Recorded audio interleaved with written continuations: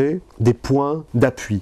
Dans le cas de l'immigration juive, ces points d'appui peuvent être liés au noyau de la communauté juive, à savoir les communautés religieuses, comme cela peut concerner la périphérie de la vie juive, c'est-à-dire plutôt la vie associative. Et donc les immigrés qui arrivent savent qu'ils vont trouver dans ces villes dont ils ont entendu parler dans leur pays d'origine, pour l'un une synagogue, pour l'autre un oratoire, pour l'autre une communauté religieuse dissidente, pour encore un autre un restaurant, un hôtel, bien sûr le plus souvent cachère, un parti politique, un mouvement culturel, un mouvement sportif, que sais-je encore, les différentes expressions de la vie juive qui se sont établies dans les villes et non pas ailleurs. De surcroît, effectivement, au sein des villes, il y a des quartiers spécifiques que l'on va choisir.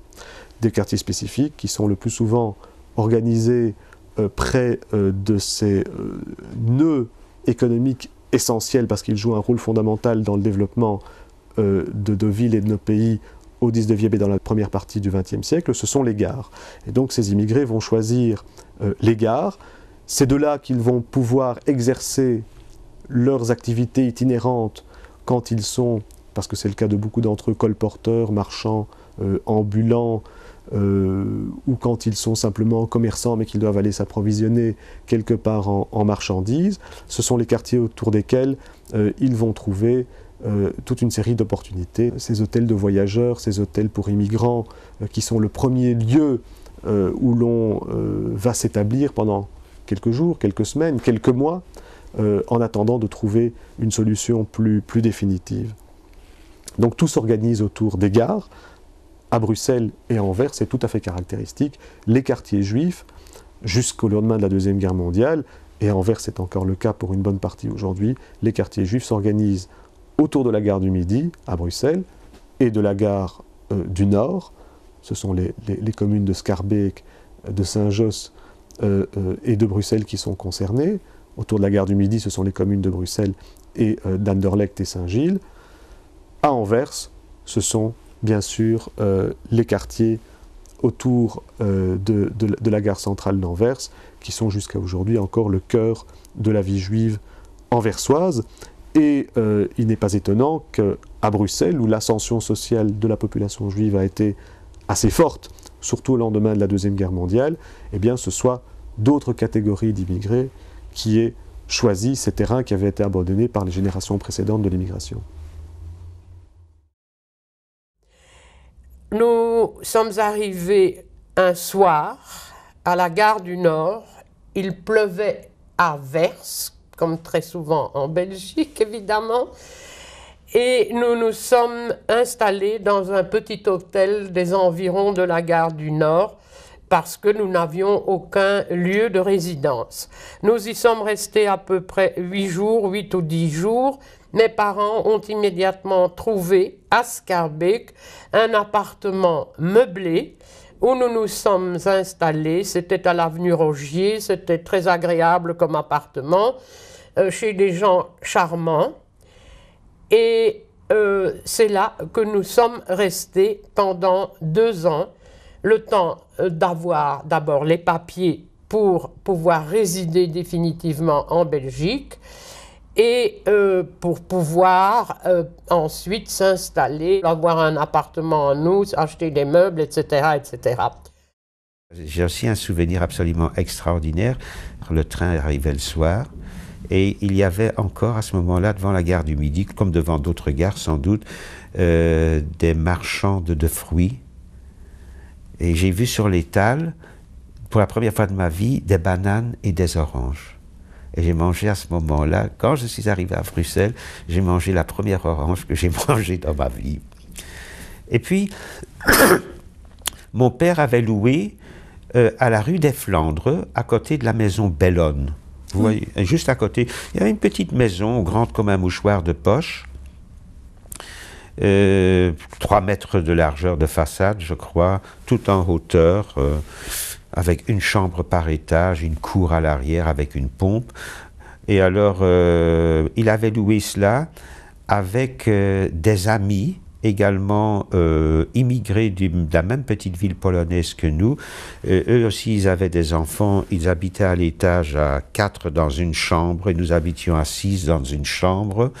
Il n'y avait pas d'éclairage, il n'y avait pas d'eau courante. Je me rappelle, on se réunissait dans la cour pour se laver autour de la pompe. C'était très drôle, à cet âge-là, bien sûr. Et on est resté là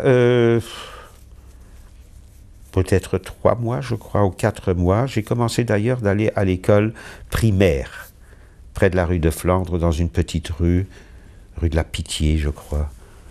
Et puis nous avons déménagé à l'avenue Rogier. Et là, alors, mon père, il avait un atelier, il avait un petit magasin, et nous avions un appartement tout à fait convenable. La langue, comme la scolarité, a toujours été un élément déterminant du parcours de l'intégration. Donc ça, c'est un fait.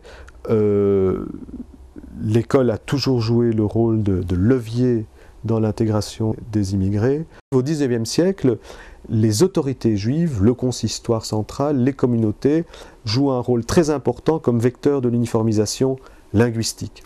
Et donc, on se bat pour que les enfants ne pratiquent plus une langue abattardie qui serait le judéo-allemand ou le judéo-néerlandais, le judéo-hollandais, donc les différentes formes de ce que nous appelons le yiddish, mais que le français ou le néerlandais, suivant les cas, et c'est surtout le français bien sûr, parce que c'est la langue de la bourgeoisie, c'est la langue officielle de la Belgique encore tout au long du XIXe siècle, pour que le français soit la langue apprise. Dans le cas de l'entre-deux-guerres, on a une situation quelque peu différente, parce qu'avec la dissémination de la vie juive, avec l'efflorescence culturelle que l'on connaît dans la vie juive, il y a au contraire une forme de promotion du yiddish, et donc les enfants qui apprennent très rapidement le français ou le néerlandais à l'école, eh bien vont dans des écoles complémentaires pour se familiariser un petit peu plus avec la littérature yiddish, avec cette langue qu'ils parlent éventuellement, ou même souvent à la maison avec leurs parents, mais dont ils ne connaissent finalement pas la structure, la grammaire et la littérature. C'est ce qu'ils vont apprendre dans des écoles complémentaires yiddish qui sont organisées. En ce qui concerne la concentration des élèves, effectivement, le plus souvent, les élèves juifs sont disséminés, mais néanmoins, on se rend compte, surtout à travers les recensements qui ont été faits pendant la guerre pour appliquer les ordonnances allemandes anti-juives, qu'il y avait nombre d'écoles à Bruxelles et à Anvers où il y avait une forte concentration d'élèves juifs, et donc une forte concentration d'élèves dont la langue maternelle n'était pas le français ou le néerlandais, mais qui se sont effectivement assez rapidement habitués et qui quelquefois ont servi eux-mêmes d'instructeurs pour que leurs parents fassent aussi l'apprentissage de la langue locale, qui était une condition sine qua non du développement social et économique.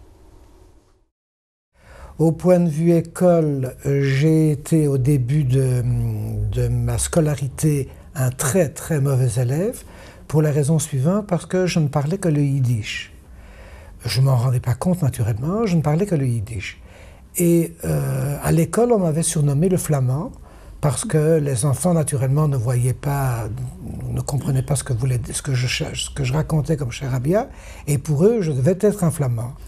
Alors un jour, je suis rentré à la maison tout en larmes, en disant à ma maman qu'on ne comprenait pas, que ci et que ça. Et ma mère a eu beaucoup de courage. Elle a décidé à l'époque, premièrement, de ne plus parler que français à la maison, ce qui ne faisait probablement pas. Deuxièmement, de prendre un professeur pour elle, parce que mon père n'avait pas le temps, de prendre un professeur pour elle pour lui apprendre à lire, à écrire, à parler naturellement le français.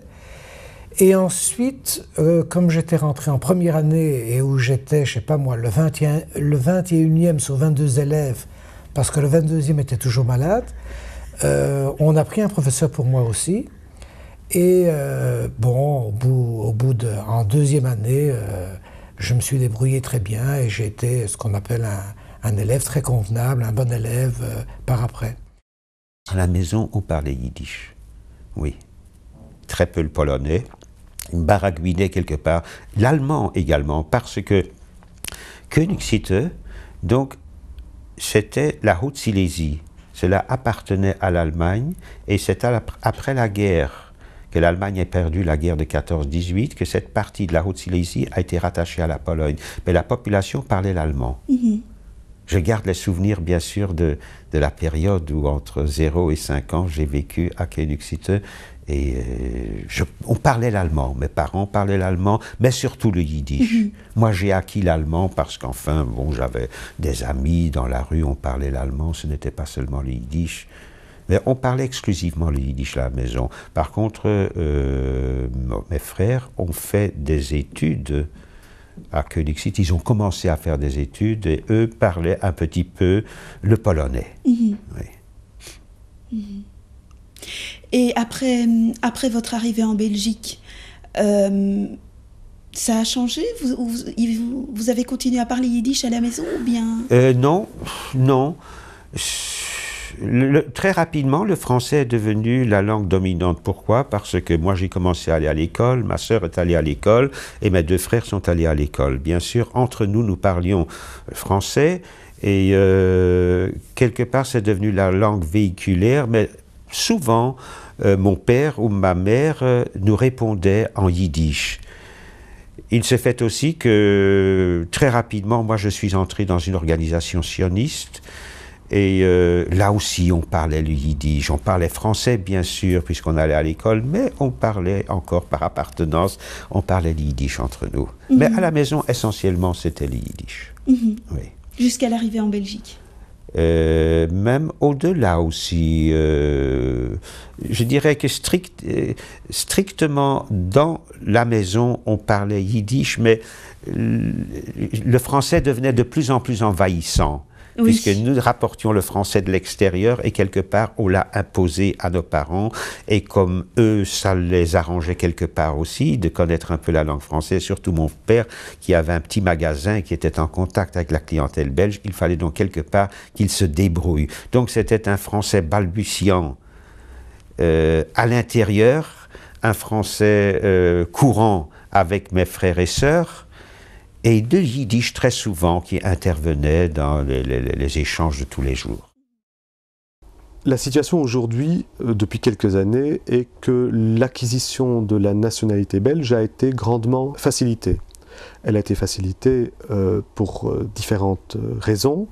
Elle a été facilitée de telle sorte qu'aujourd'hui, des immigrés de la 3e génération puissent facilement devenir belges.